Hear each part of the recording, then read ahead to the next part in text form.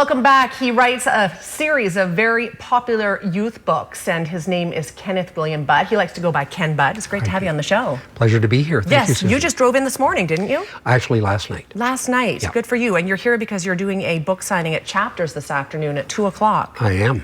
Let's talk about these beautiful books here. We actually have, I believe, a shot of each one of them that we can run at the convenience of the folks down in Master Control. Here they are. The Adventures of Buddy Williams. Let's talk about those. Very simply, I took my name, William Budd, and I put an S on the William and a Y on the Budd and flipped them around to get my character's main name. It's about an 11-year-old boy that grows up in the prairies in the early 50s. A fictional memoir is what I was told to say they are, protecting the innocent. But nonetheless, it follows this lad for a whole year by season. It's written in his voice, and people have decided that it seems to be a pretty good read. So good, in fact, that some schools are using it in their systems. Yes, I feel very lucky about that. For example, Kitscoty in Alberta has a grade 9 class that is doing studying the novel using the tool of the book, along with the study guides that I produced. How did you get that into the schools? Did you sort of propose it to them, or how does that work? You have to do a lot of detective work to find teachers who are open to wanting to use new material, and then share it with them and hope that they find it worthy, and then you go from there. Mm-hmm.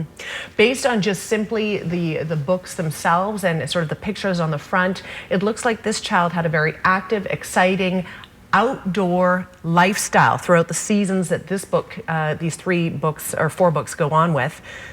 Tell us about some of the adventures. Well, they come from my own experiences. As I say, it's a fictional memoir, but nonetheless, it was all for me in North Battleford when I grew up, and out trying to catch the biggest jackfish or see if I could win the chokecherry pit spitting contest, or just frogs, hunting frogs.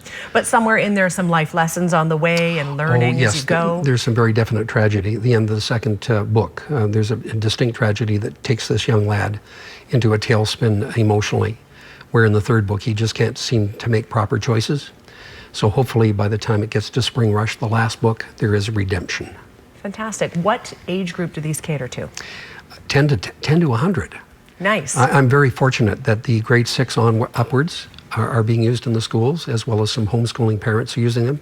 But at the other end of the spectrum, adults are telling me they love the read because it allows them to reminisce about their own childhood fantasies and memories. Sweet. That's good. Yeah. So it's an opportunity for a young adult or anyone to sort of get carried away in sort of what's going on in this child's life.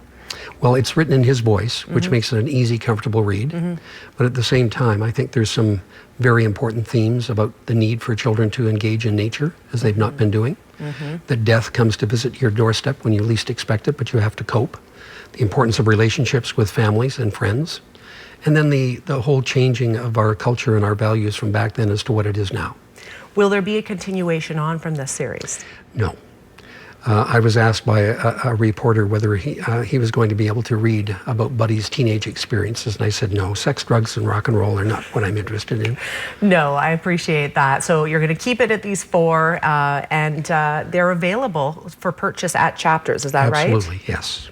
That's fantastic. And so people today that would like to come and meet you and have a book signing with you today, 2 o'clock. Would love to. From 2 until 6 tonight. I'll be at the Chapters on Hillside. Fantastic. Tell me this, over the course of writing these 4 books, they're loosely based on your experiences. Was this a cathartic adventure for you a little bit? I had the great good fortune on the summer of my 40th birthday to study at the Banff Center with W.O. Mitchell. And some of the material that I wrote for him is in the 1st book. He handed back that material that he had read to the participants and said, "This is good grist for the mill. Don't lose this. Make damn sure you use something." Is that right? Yeah. W.O. Mitchell, Who Has Seen the Wind? Absolutely. That was one of mine in high school. I had to read. Yep, as did I.